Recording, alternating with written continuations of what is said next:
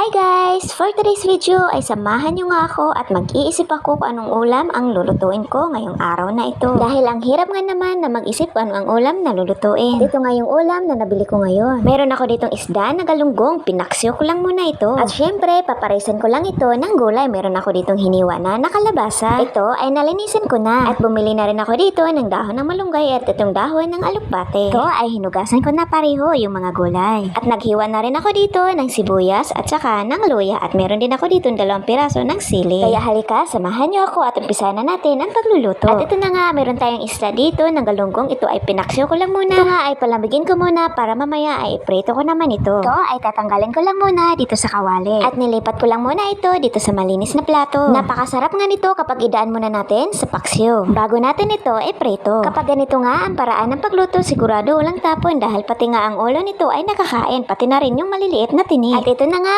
pagkatapos kong maipaksyo yung isda ay pinrito ko naman ito. Iprito ko lang ito hanggang sa tuluyan na maging crispy. At kapag okay na ay binalagtad ko lang muna ito para sa ganun yung kabilang side naman yung maprito at maging crispy din. Ayan, iprito ko lang ito lahat hanggang sa matapos. At ito na nga, ready na ang ating paksyo prito na isda na galunggong. O diba, ang haba nga ng pangalan nito kung tawagin. At hindi ko nga ito pinrito lahat at nagtira ako para sa aking mga alaga na pusa. Mga nakakat food naman yung mga yan, kaso hindi nga nila naubos kapag wala kang ilagay na ulam sa kanilang pagkain. Siyempre, bago ko naman ipaulam sa kanila ay tinatanggalan ko lang ito ng tinik. At pagkatapos, sunod ko na lutuin itong gulay. Naglagay lang ako ng tubig sa kaldero. Saka nilagay ko na yung luya at sibuyas. At sunod ko na rin na nilagay itong kalabasa. Sabay-sabay ko lang ito na papakuluan. At ito naman yung gata na gagamitin ko. Bumili lang ako dito ng Knorr ginataang gulay. Ito yung gagamitin ko na panggata. Ginawa ko ay tinunaw ko lang ito sa tubig para mawala yung buo-buo. At dahil medyo malambot na nga itong ating kalabasa, kaya sunod ko naman nilagay itong dahon ng alukbate at dahon ng malunggay. At sabay-sabay ko lang din ulit ito na papakuluan. Para sa ganon ay medyo makakatipid tayo sa gas. At kung saan-saan na nga nakakarating itong aking kamera, pagpasensyahan nyo na muna. Dahil ang hirap naman talaga mag-video kapag mag-isa ka lang. Dahil wala nga akong tagahawak ng aking kamera. Pero okay lang yan dahil hindi yan ang dahilan para tumigil ako sa paggawa ko ng sarili kong content. Ayan naman,